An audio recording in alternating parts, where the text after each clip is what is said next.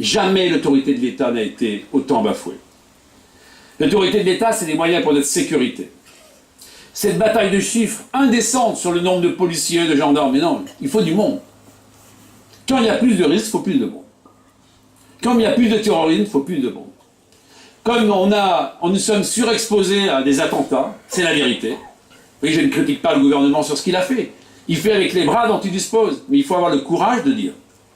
Le courage de dire qu'il faudra plus de moyens pour se défendre. Plus de moyens pour la police. Les images de Calais que l'on voit chaque jour sont des images insupportables, infernales. Il faut du monde parce que on n'aura pas la capacité de vous apporter la sécurité qui est la première des libertés. La défense. Mais on porte même une responsabilité collective là-dessus. Le gouvernement de Nicolas Sarkozy avait baissé les crédits de la défense. Vous voyez, j'ai parlé de Châteaudun. Mais on peut parler de beaucoup de sites en France. Mais non. D'ailleurs, là-dessus, les attentats ont fait que maintenant, il n'y a plus de discussion. On sait qu'il faut 40 milliards, on en met 32. Entre 32 et 40, il en manque 8. Et bien avec les 8, qu'est-ce qu'on sera capable de faire? D'être plus en capacité à se défendre, d'être plus opérationnel. Parce qu'on sait que le terrorisme, il faut aller le taper là où il est. Et je vous dis les choses clairement. Mais pas seul. C'est la France qui fait tout seul à l'heure actuelle. Et j'y reviendrai en parlant d'Europe. Donc il faut des moyens pour notre défense. Des moyens pour notre justice. 1181 postes créés depuis 2012. Voilà le vrai chiffre. Quand on connaît la vitesse de la justice en France. Quand on sait que Mme Taubira s'est opposée à ce que les écoutes téléphoniques puissent se passer en milieu judiciaire. Quand on sait que dans les centres de détention à Châteaudun comme ailleurs, il y a du shit, des téléphones portables et tout qui circule. Quand on sait que les salafistes, ils sont en prison et, par contiguïté, il y en a d'autres qui deviennent intégristes. On sait tout ça. On sait également qu'il y a plus de 10 000 fichiers S. Alors je ne vous dis pas qu'il faut un Guantanamo à la française. Non. Je vais peut-être vous apprendre quelque chose. Il y a 26 catégories de fichiers S. Il y a les moins dangereux, les plus dangereux, et bien voilà. Là où il y a la ligne de fracture, ben ceux-là, il faut qu'on sache où ils seront les assignés à résidence. Il faut qu'on leur mette un bracelet. Il faut qu'on les suive. Il faut qu'on intercepte les communications. Il faut qu'on arrête les sites internet. Qu'ils ne sont pas tous arrêtés, tant s'en faut. Vous avez vu les dernières images des gamins de 15 ans? Eh bien, sur cette justice, il faut des moyens. Et puis aussi une autre réponse judiciaire, à l'anglaise. Il y a les maires qui sont là. Dès qu'il y a des dégradations, c'est pas devant le juge que ça doit se passer. C'est convoqué dans le bureau avec les parents et les travaux d'intérêt généraux. On le fait dans ma commune. Et ça marche.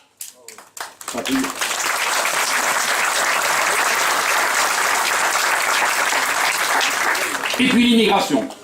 Il n'y a pas de gros mots. Et je vous parle vraiment librement parce que je suis le député qui contrôle le Conseil d'État, donc je contrôle la Cour de droit d'asile.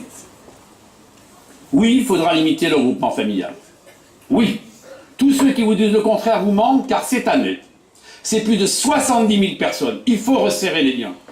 Il faut faire en sorte, il faut resserrer les rangs et faire en sorte qu'il y en ait plus de 70 000 qui rentrent, mais peut-être 15 ou 20 000 maximum. Car nous n'avons pas la capacité à les accueillir. Il faut oser le dire. En revanche, les migrants qui partent pour des raisons politiques, c'est une exigence de notre patrie, de notre terre, de cette France de Victor Hugo, de cette France qui a vocation aussi à accueillir. Ceux-là, on doit les accueillir, mais pas seuls. Sans une démarche européenne, mon cher Patrick, toi qui connais tout ça, rien n'est possible. Eh bien, ce qui se passe à Calais est totalement insupportable. Quelle hypocrisie! Le comportement des Anglais l'est encore plus. Mais qu'ils partent, ils ont voulu le Brexit, mais qu'ils sortent. C'est leur choix.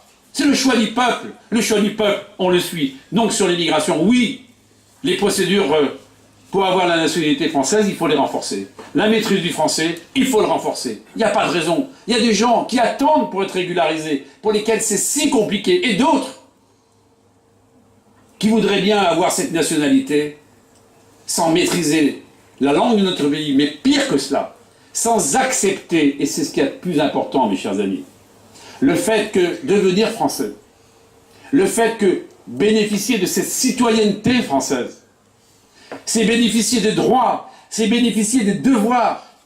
Oui, parce qu'il y a des devoirs dans un État, il y a des devoirs dans une République.